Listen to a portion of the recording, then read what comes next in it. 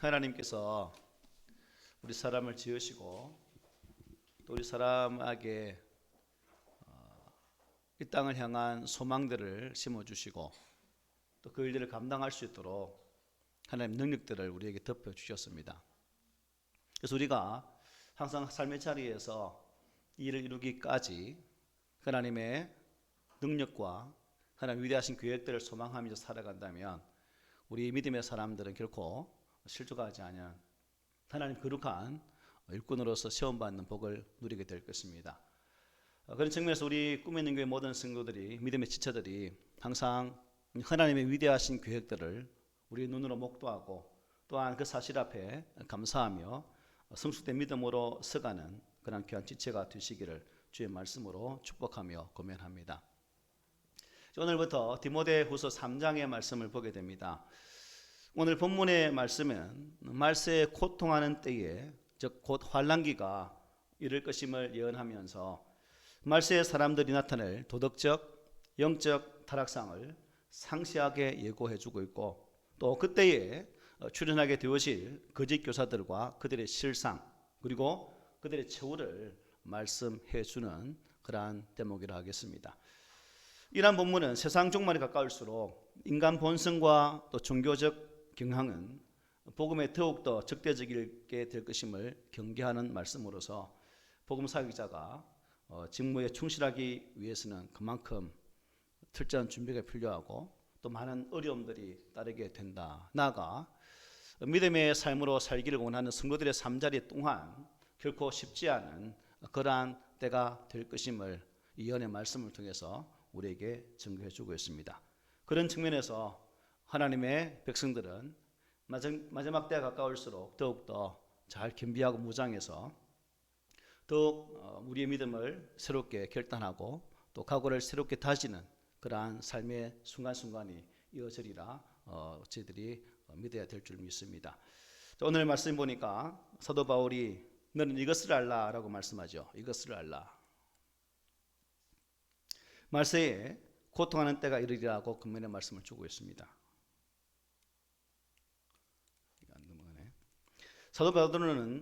사도 바울은 디모데에게 말세에 핍박과 배교의 시대가 올 것을 이렇게 알라라고 말씀하고 있죠.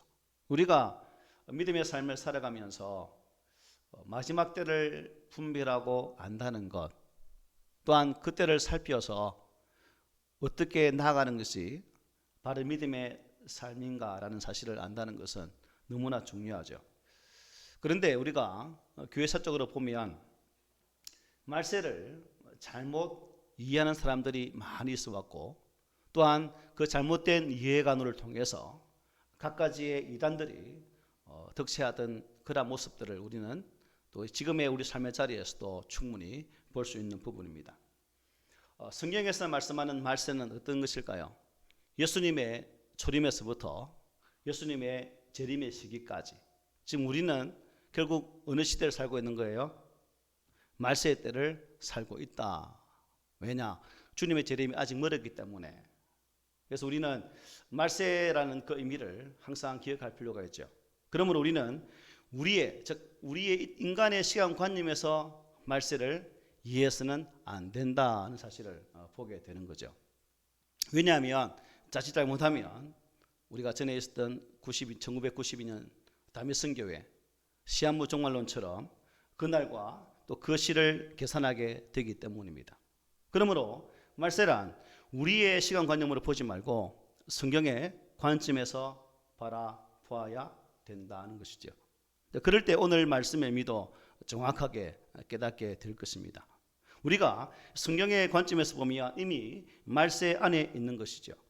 이러한 말세에 우리가 어떻게 살고 또 있는가를 보면서 지금 바로 이 시대가 고통의 때임을 우리는 알게 된다는 것입니다. 믿음의 삶을 사노라면 결국 또 우리가 말세의 때에 있기 때문에 고통은 당연한 것이다 라는 사실도 보게 되는 거죠. 여러분, 말세에는 분명 우리에게 고통도 있을 것이고 또 고난도 있게 될 것입니다. 지금도 성도이기 때문에 믿음 생활을 하는 하나님의 백성이기 때문에 여러분의 삶의 자리에서 육체적으로나 영적으로도 고통을 받고 계신 분이 분명히 있을 것입니다. 이에 대해서 우리 주님께서는 뭐라 말씀하셨습니까? 우리에게 이렇게 말씀하시죠. 끝까지 견디는 자는 구원을 얻으리라. 아멘. 우리 안에 고난이 있을지라도 고통이 있을지라도 끝까지 견디어서 구원을 완성할 수 있는 그런 신실한 성도가 되시기를 바랍니다. 이어지는 2절로 5절 말씀을 보면 말세에 세상에서 일어나는 여러 가지 내용들을 말씀해 주고 있어요. 제가 읽어볼 테니까 여러분들이 말세에 나타나는 현상들이 몇 가지인지를 한번 세어보시기 바랍니다. 사람들이 자기를 사랑하며 돈을 사랑하며 자랑하며 교만하며 비방하며 부모를 거역하며 감사하지 아니하며 거룩하지 아니하며 무증하며 원통함을 풀지 아니하며 모함하며 절제하지 못하며 사나우며 선한 것을 좋아하지 아니하며 배신하며 조급하며 자만하며 쾌락을 사랑하기를 하나님을 사랑하는 것보다 더하며 경건의 모양은 있으나 경건의 능력은 부인하니라고 말합니다. 자, 여러분 세보셨습니까? 여기 보니까 몇 가지가 나오려고 했습니까? 띵동댕 맞습니다. 19가지 정확합니다. 보니까 19가지 항목으로 나열되어진 이 세상적인 흐름의 주체가 바로 누구일까? 2절 초반부에 사람들이라고 말합니다. 즉 말세에 살아가는 사람들이 보여주는 형태가 19가지로 나타나게 된다. 즉 그때가 바로 말세 중에 말세다라고 말씀하고 있는 거예요. 이 사람들은 즉 하나님 안에 있지 않은 사람들은 우리 성도들과 우리 삶의 자리에서 함께 섞여서 살아가고 있습니다. 그런데 이 사람들이 말세를 알리는 이 사회적 흐름이나 분위기를 만들어낸다는 거죠. 불신자들이. 즉 바울은 이 본문을 통해서 비록 우리와 함께 살고 있지만 예수 그리스도를 주님으로 모시지 않는 사람들이 여기 열거된 19가지 성향을 띠게 되면 그때가 말세요. 성도가 고통하는 때임을 알아야 한다라고 말씀을 주고 있다는 것입니다. 자, 같은 시대를 살고 있지만 참 하루하루 변하는 사회 속에서 일어나는 여러 가지 일들을 보면서 이 주님의 때를 아는 것은 여러분 그야말로 놀라운 축복이고 또한 선지자적인 삶을 사는 것이라 할 수가 있습니다. 그것은 주님을 모르는 사람이 할 수 없는 일이죠. 그러니까 역사의 주체이신 하나님을 주인으로 고백하는 우리에게 주어진 특권이고 또 그 맡겨진 사명이 바로 이 시대를 분별하는 일인다는 사실을 깨닫게 된다는 거죠. 우리 안에 기록되는 성경이 들려져 있다는 사실, 이것이 복이라는 겁니다.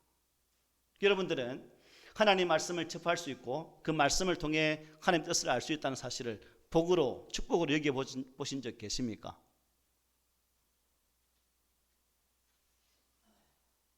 어떻습니까? 성경 말씀이 내 손에 있다는 사실 그 자체만으로도 복이라는 거예요. 우리 손에 이 땅에 그 무엇이 들려져 있는 것, 세상의 물질적인 그 부유함들이 갖춰져 있는 것이 복이 아니라 하나님의 거룩한 말씀으로 시대와 때를 분별할 수 있는 지혜를 가질 수 있는 이 은혜가 성경 말씀에 기록되어 있기 때문에 이 말씀을 가진 자가 바로 복 있는 자라고 말씀할 수 있는 거죠. 여러분, 우리 모두에게 주어진 사명이 시대를 분별할 수 있는 지혜입니다. 우리가 신문을 읽거나 또한 뉴스를 보고 또 사람들의 이야기를 들으면서 그야말로 강 건너 불궁잉하는 사람처럼 산다면 어찌 될까요? 그렇다면 우리는 하나님의 사명을 무릇새로 일관하는 자라고 볼 수가 있죠.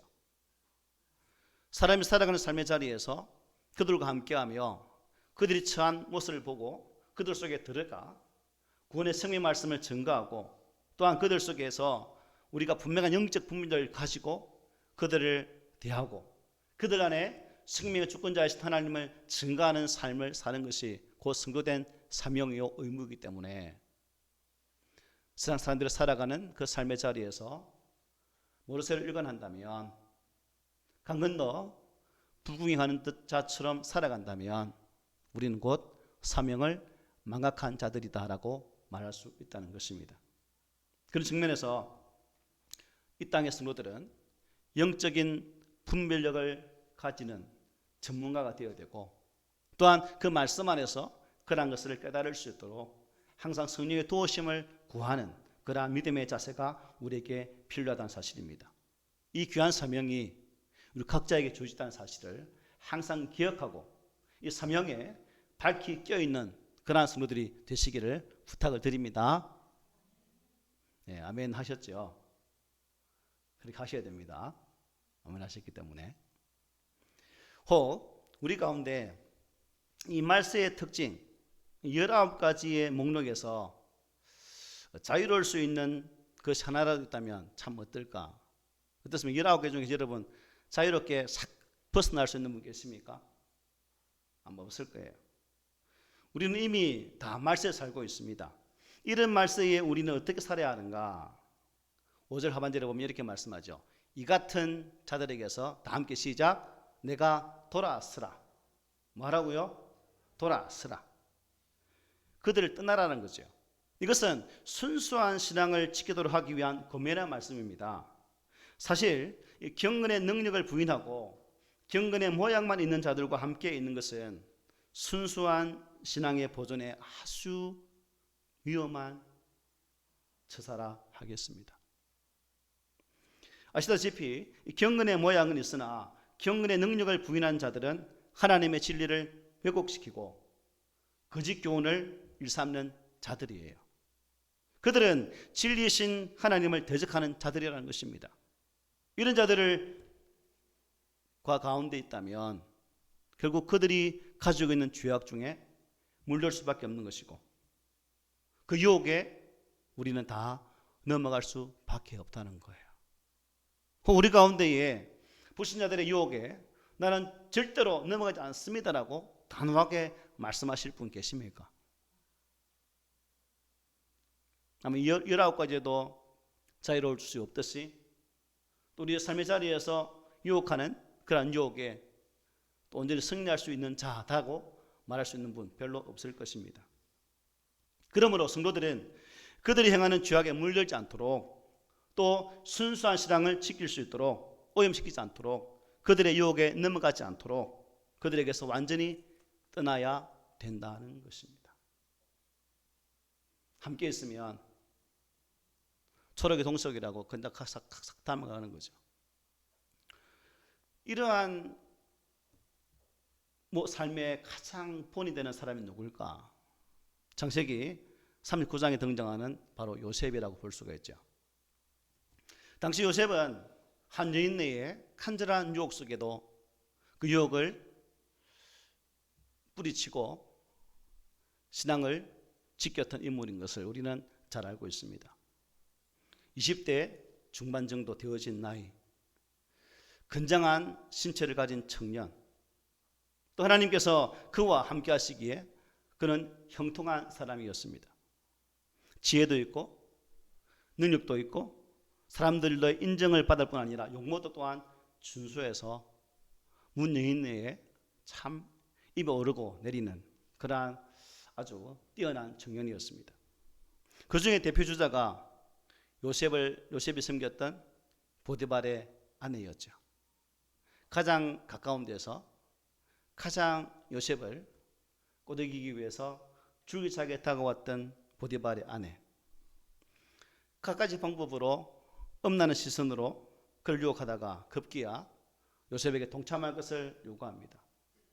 하지만 하나님의 사람 요셉은 그 자리에서 벗어나려고 애를 쓰죠. 여러 가지 애를 쓰다가 되지 않으니까 결국 옷을 벗은 채로 그 자리를 떠나버리는 그의 과단인성 있는 용기를, 믿음의 모습을 우리는 성경의 말씀을 통해서 분명히 볼 수 있다는 거죠. 죄 유혹에서 돌아섰다는 겁니다. 자신의 순수한 신앙을 지키기 위해서 과감히 그 여인을 뿌리쳤다는 것이죠. 그렇습니다. 이처럼 죄에 대한 과감한 행동이 우리에게 필요한 시대에 우리가 살고 있습니다. 죄의 얼물을 가지고 우리를 욕하는 사람들이 우리에게 의미가 없어가 아니라 끝까지 우리를 넘어뜨리러 가는 그 죄의 속성상 죄를 지을 수 있는 환경에서 돌아서는 것이 중요하다는 거예요. 우리가 취할 수 있는 죄에 대한 가장 강력한 방법이 무엇일까요? 바로 거절이, 즉 돌아서는 것이 가장 강력한 거절의 방법이라는 것입니다. 아무리 친분 관계가 있고 내가 좋아하는 사람이라도 그가 하나님의 말씀에 위배되는 어떤 것을 제안한다면, 또 그런 환경 속에 계속 있어야 한다면 그와 그 환경에서 과감하게 돌아서야 된다는 것입니다. 아쉽다거나 좀 이것이 최선일까 하는 그런 의구심을 벗어버리고 과감하게 돌아서야 된다는 거죠. 우리에게는 순수한 신앙을 지키기 위한 용기가 필요합니다. 특별히 마지막 때를 살아가는 우리들에게는 더 요구되어지는 신앙의 자세이기도 하죠. 여러분과 또 우리 자신, 나 자신의 신앙을 혹 너무 과신한다면 어떻게 될까요? 그래서 우리는 나의 신앙을 절대로 과신해서는 안 됩니다. 주님이 돌아서라 하시면 돌아서야 하는 것이죠. 정녕 그 길이 우리의 신앙을 지킬 수 있는 유일한 방법인 것을 인정하면서 그 죄의 유혹이 있는 그릇된 환경에서 과감히 돌아서는 결단을 할 수 있는 그러한 믿음의 성도들이 되시기를 부탁드립니다. 많은 분들이 아멘 안 하네요. 힘들대, 그죠? 그래서 우리는 과감하게 돌아서라 라는 그 말씀에 한 사람 얘기 없이 아멘이라고 힘차게 고백해야 될 줄 믿습니다. 네, 감사합니다. 6절 보십시오. 그들 중에 남의 집에 가만히 들어가 어리석은 여자를 유인한 자들이 있으니 그 여자는 죄를 중히 지고 여러 가지 욕심에 끌린 바 되었다라고 말씀해요. 여기에 보면 거짓 교사에게 빠져 진리를 버린 자들에 대해서 여러 가지 욕심에 끌린 바 되었다, 즉 죄를 지었다라고 말씀하죠. 여기서 우리는 죄를 짓게 되는 보다 근본적인 원인에 대해서 알 수가 있어요. 6절 한번 보십시오. 어리석은 여자가 범한 죄가 무엇일까요? 거짓 교훈에 빠져서 진리를 버린 것입니다. 그러면 이 죄를 초래한 그 원인이 무엇일까요? 그것이 바로 마음속에 있던 여러 가지 무엇이다? 욕심이라고 말씀하고 있습니다. 이렇듯 성경은 이 욕심에 이끌렸기에 죄를 지은 것이라고 분명하게 증언을 해주고 있는 거예요. 그렇습니다. 죄를 짓게 하는 근본적이며 그 근본적인 동기는 바로 우리 속에 있는 욕심이다 하는 것입니다. 그 야고보 사도는 야고보 1장 15절에서 욕심이 잉태한 적 죄를 낳고 죄가 장성한 적 사망을 낳는다라고 말씀하신 거죠. 죄는 우리가 우리 마음 속에서 타오르는 그 욕심을 절제하거나 이기지 못한 것에 대한 결과일 뿐이죠. 그래서 우리 안에 이 절제의 마음, 죄에 대한 이러한 억눌림이 없다면 결국 실패하게 된다는 사실입니다. 때문에 우리는 죄를 이기기 위해서 반드시 우리의 마음속에 있는 그 욕심을 다스릴 줄 아는 그러한 믿음을 가져야 될 줄 믿습니다. 여러분, 이 어리석은 여자처럼 욕심에 이끌려서 진리를 버린 죄는 결국 무엇일까요? 여러분, 요즘 과일 수확 많이 하잖아요. 과일나무를 보면 뿌리가 부실하거나 줄기가 부실하거나 가지가 부실하면 열매가 튼실합니까? 그렇지 않아요. 열매조차 삐들삐들해요. 결국 우리의 삶이 그렇다는 겁니다. 욕심의 뿌리를 가졌다면 욕심으로 인해서 죄의 열매를 맺을 수밖에 없다 하는 거죠. 이 나무의 뿌리가 중요한 것처럼 우리의 마음 역시 중요하다는 것입니다. 내 마음, 내 속마음이. 그런데 참 너무 안타깝게도 많은 성도들이 이 간단하고도 명쾌한 영적인 원리를 깨닫지 못하고 살고 있다는 것입니다. 아니, 머리로는 이해하지만 실천하지 못하는 모습이 너무나도 많다는 거예요. 장로님 기도 중에도 나왔잖아요. 행함. 우리의 마음 깊은 곳에 있는 욕심을 다스리지 못한다면 우리는 언제나 죄를 지을 수밖에 없다는 거예요. 때문에 우리는 날마다 우리 욕심을, 나의 욕구를 죽이면서 하나님의 욕구, 성령의 소욕을 따라 살고자 하는 그러한 영적인 몸부림이 있어야 된다는 것입니다.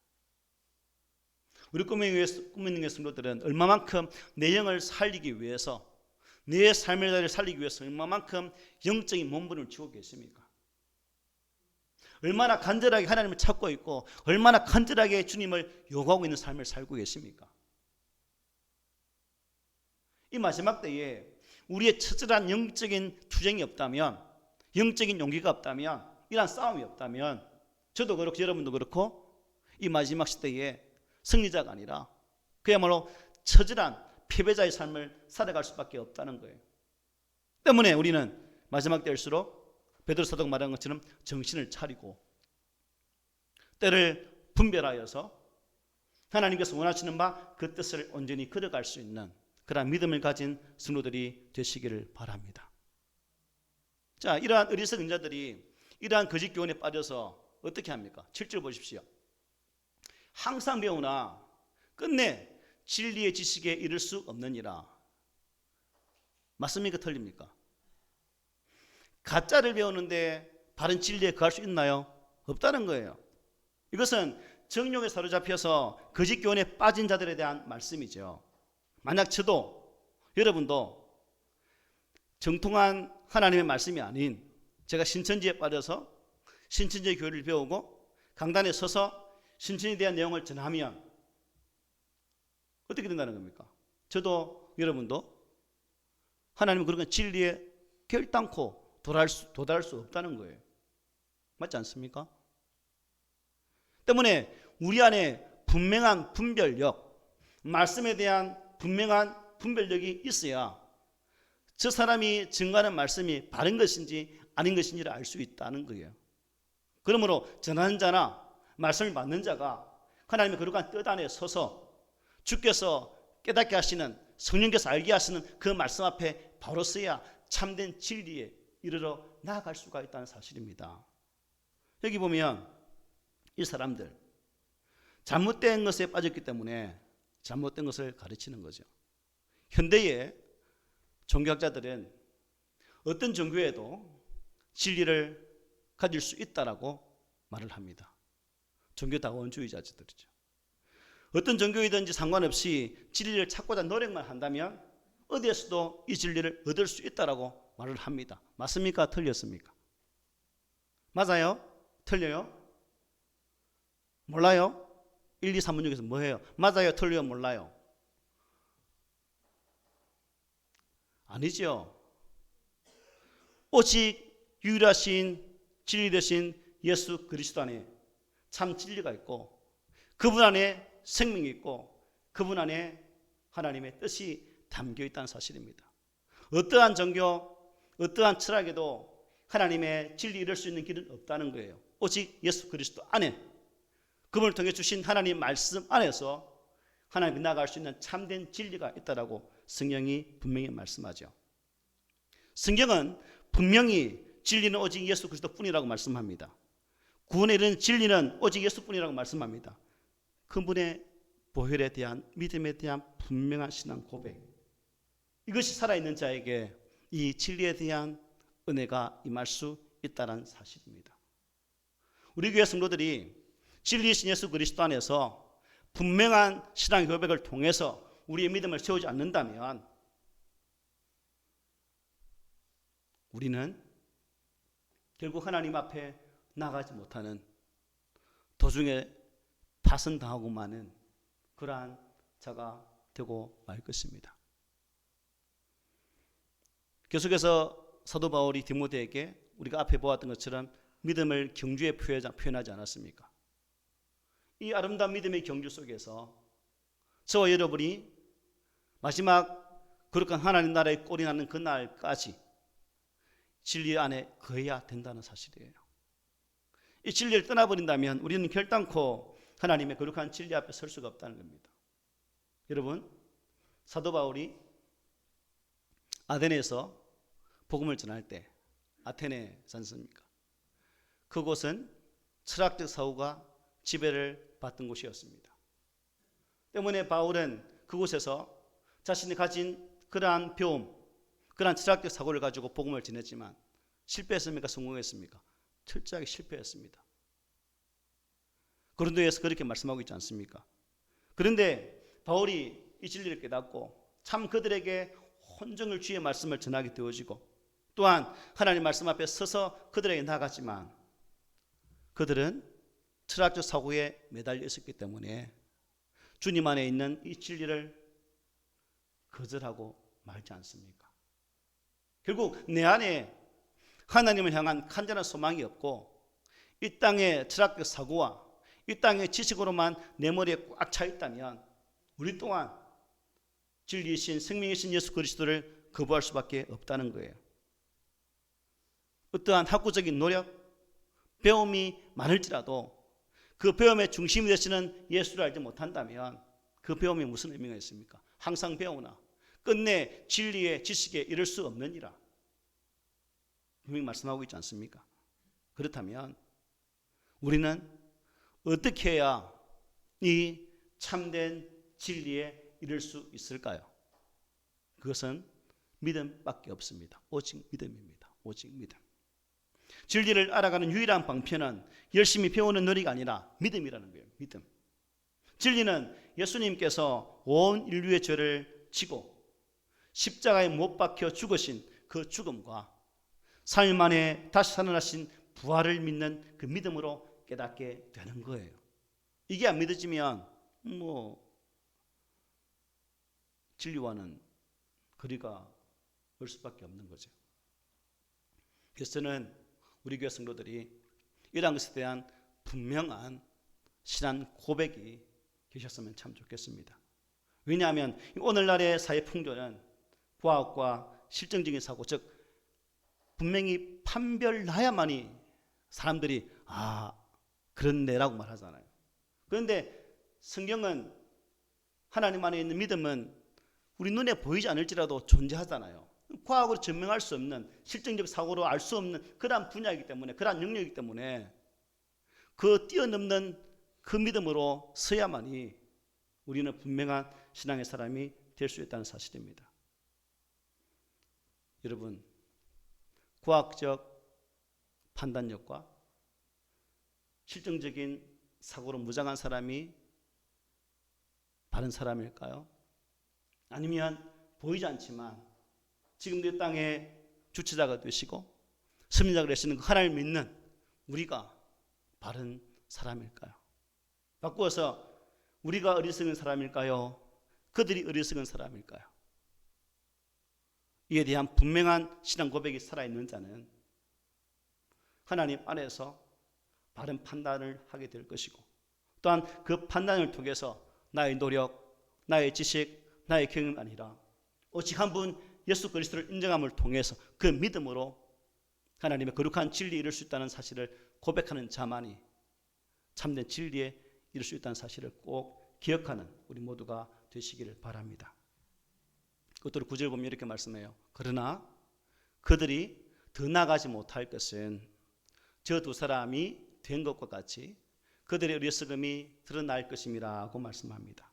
이것은 8절에 보면 난내와 얀버레가 등장하고 있거든요. 그들의 거짓이 결국 드러난다고 말씀하고 있는 것입니다. 세상은 어떤 특징이 있는지 아십니까, 여러분? 에덴 동산을 시작으로 지금까지 세상의 모습은 어떤 모습일까요? 에덴으로부터 시작되어진 세상의 모습. 본래의 모습을 감추고 있다는 것입니다. 악은 지속적으로 자신의 본성을 감추고 사람에게 다가왔습니다. 하와에게 다가왔던 뱀 또한 자신의 실체를 철저히 감추고 그의 말을 들으면 그 하와가 하나님처럼 되는 것 같은 그 달콤한 유혹으로 그를 꼬드겼습니다. 결국 하와는 그 꼬임에 넘어가고 말았고 이 땅에는 죄가 들어오고 말았다는 사실입니다. 자신의 의도와 본 모습을 완전히 숨기고 하와가 자신을 따르도록 했다는 이 사실 앞에 오늘 이 시대가 바로 그러한 뱀의 가장된 모습으로 우리에게 다가오고 있다는 사실입니다. 달콤한 모습으로, 달콤한 소리로 우리의 귀에 유혹의 말을 내뱉으면서 네가 이 길을 따라오면 나처럼 된다. 이 길을 따라오지 않을래? 라고 우리를 유혹하고 있다는 사실입니다. 만약 우리가 그 속임수에 넘어간다면 아담이 원죄의 원흉이 된 것처럼 우리 또한 죄의 그러한 울타리에서 벗어나지 못하는 삶을 살 수밖에 없고 또한 그 구원의 은혜에서 온전히 구원을 보장받지 못하는 그러한 자가 되고 말 것입니다. 본문에 등장하는 얀네와 얀벌의 어떤 자들입니까? 출애굽 당시에 모세가 하나님 지팡이를 던졌을 때에 뱀으로 변하지 않습니까? 그들을 따라하게 되죠. 마술로. 그러나 하나님의 지팡이의 뱀이 그들을 잡아먹게 됨을 통해서 그들은 하나님의 거룩한 방법을 이기지를 못했다는 사실입니다. 흉내낼 수 있을지라도 바른 진리에 도달하지 못했다는 것입니다. 여러분, 때가 되면 어떤 것이 바른 것인지 어떤 것이 바르지 못한 것인지 분명히 구별할 때가 올 것입니다. 제 신앙도 여러분의 신앙도 마지막 때에 옳은 신앙인지 가짜 신앙인지 하나님 앞에서 판결나게 될 것입니다. 우리가 같은 시대에 살아가면서 불신의 사람들과 또 믿음의 사람이 어우러져 사는 이 시대 속에서 믿음의 사람들이 불신의 사람들 속에서 동화되거나 우리의 신앙을 그들에게 그냥 빼앗겨 버리는 그런 삶을 산다면 하나님의 거룩한 진리에 도달할 수가 없다는 사실이죠. 그러나 그런 자들과 함께 살지라도 그 추운 날 독야청청 빛나는 저 산의 솔나무처럼 하나님의 거룩한 말씀으로 온전히 무장되어진 빛 대신 하나님의 백성들로 살아간다면 우리 또한 오직 주님의 거룩한 말씀 안에서 신앙의 그 푸르름을 나타낼 수 있는 신실한 자가 될 수 있다는 사실입니다. 그들의 어리석음이 드러날 것입니다. 여러분, 나의 어리석음이 아니라 내 안에 준실로 주님의 거룩한 진리가 함께함을 통해서 우리 안에 하나님의 거룩한 은혜의 진리가 드러난다면 얼마나 좋겠습니까? 오늘 본문에서 바울은 디모데에게 분명히 말합니다. 너는 이것을 알라. 무엇을 알라고요? 19가지의 마지막 때의 모습들을 알고 또한 그러한 자들에게서 돌아서서 하나님의 거룩한 진리 앞에 설 것을 우리에게 당부하고 있다는 사실입니다. 바라기는 우리 모든 성도들이 마지막 날에 있을 그 환난, 어려움도 있겠지만 우리 안에 진정한 믿음의 길로 나가고자 하는 그러한 처절한 영적인 투쟁들이 있기를 바랍니다. 이런 말이 있습니다. 마지막 날에 있을 환난은 참 믿음과 거짓 믿음을 가려내는 진정한 시금석이다. 고난을 당하다 보면 그 사람 속에 바른 믿음이 있는지 없는지가 판가름 난다는 사실이죠. 바울은 이렇게 말합니다. 환난 중에도 즐거워하나니 이런 환난은 인내를, 인내는 연단은 소망을 이룬 줄 알미로다 라고 말씀했습니다. 우리 성도들 가운데에 이러한 분명한 확고한 신앙 고백을 통해서 삶 가운데 고난이 있을지라도 핍박이 있을지라도 내 삶의 자리를 유혹하는 그 무엇이 있을지라도 오직 한 분 예수 그리스도 안에서 그분을 통해 주신 주의 진리를 말씀을 꼭 붙잡고 항상 승리하는 삶을 살아 이 시대를 분별하고 알아가면서 악한 것에 대해서는 과감하게 돌아서는 그러한 믿음의 용사들이 주의 말씀으로 고민하면서 축복을 드립니다. 아멘.